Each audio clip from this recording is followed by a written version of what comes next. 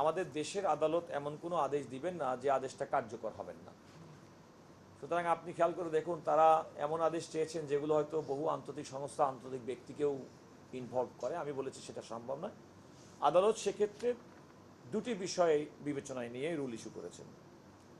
একটি হচ্ছে যে এই হামের কারণে, টিকার অভাবে যে ৩৪৩ জন শিশু মৃত্যুবরণ করেছেন বলে পত্রিকায় সংবাদ প্রকাশিত হয়েছে, তাদের পরিবারকে কেন পর্যাপ্ত ক্ষতিপূরণ প্রদান করা হবে না।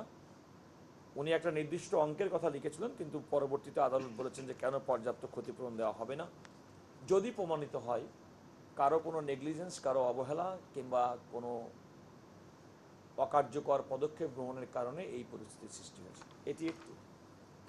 দ্বিতীয়ত হচ্ছে, তিনি আমাদের দেশে আরেকটি আইন আছে 2018 সালের সংক্রামক ব্যাধি আইন, সেই আইন অনুযায়ী কেন এই ধরনের হাম সহ অন্যান্য যে সমস্ত শিশুদের জন্য রোগ হয়ে থাকে এবং সে সমস্ত রোগগুলো প্রতিরোধের জন্য কেন কার্যকরী পদক্ষেপ গ্রহণ করা হবে না, এই মর্মে সরকারের কাছে রুল জারি করেছেন। ওনারা একটা অন্তর্বর্তীকালীন আদেশ চেয়েছেন এবং সরকারের পক্ষ থেকে, আমি অ্যাটর্নি জেনারেল হিসেবে রাষ্ট্রের পক্ষ থেকে বলেছি যে সরকারের গৃহীত কার্যক্রম সম্পর্কে আদালতকে আমাদের রিপোর্ট দিতে কোনো বাধা নেই এবং আমরা সেটা দেব। এবং আমি নিজের স্বপ্রণোদিত সেটা বলেছি যে এই পর্যন্ত সরকারের গৃহীত কার্যক্রম সম্পর্কিত একটি প্রতিবেদন ওনারা আদালত চেয়েছেন। এবং আপনার লক্ষ্য করে দেখবেন যে আদালতের আদেশের পরপরই আমি স্বাস্থ্য সচিবের সঙ্গে, জনাব কামরুজ্জামানের সঙ্গে কথা বলেছি এবং তিনি আমাকে যে বিস্তারিত বলেছেন সরকারের গৃহীত পদক্ষেপ, বিশেষ করে মাননীয় প্রধানমন্ত্রীর এটি প্রথম দেখলেন রাষ্ট্র ক্ষমতা দেওয়ার পরপরই, তখন থেকে তার নির্দেশে স্বাস্থ্য মন্ত্রণালয় তারা একটি পদক্ষেপ গ্রহণ করেছেন।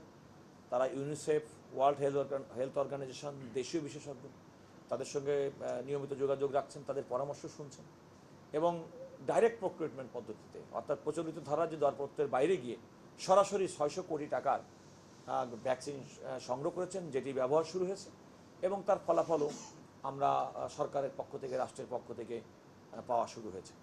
তো আমরা সেটাতে আমি বলেছি যে আমাদের পক্ষ থেকে গৃহীত যে পদক্ষেপ কী করেছে সেগুলো আদালতের কাছে কমপ্লেন্স আকারে দিতে আমাদের তো কোনো বাধা নেই। এবং আমি মনে করি যে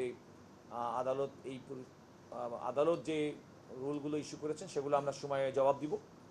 তবে যেহেতু এই অন্তর্বর্তীকালীন সরকার যে পরিস্থিতিতে এই হামের টিকার বিষয়টি গ্রহণ করেছেন, বর্তমান যে নির্বাচিত সরকার পূর্ববর্তী অন্তর্বর্তীকালীন সরকারের কাছ থেকে, তো সেক্ষেত্রে তারা আসার সঙ্গে সঙ্গে যে পদক্ষেপ গ্রহণ করেছেন তার পরিপ্রেক্ষিতেই বলা যায় যে যেটা মহামারী আকারে ছড়িয়ে যাওয়ার একটা আশঙ্কা আমরা দেখছিলাম, সেটা হয়তো আর সেখান থেকে সরকার সেটাকে নিয়ন্ত্রণে আনতে সক্ষম হয়েছে দ্রুততম সময়ের মধ্যে এবং তাদের সফলতার রেট আজকে পর্যন্ত প্রায় 95%।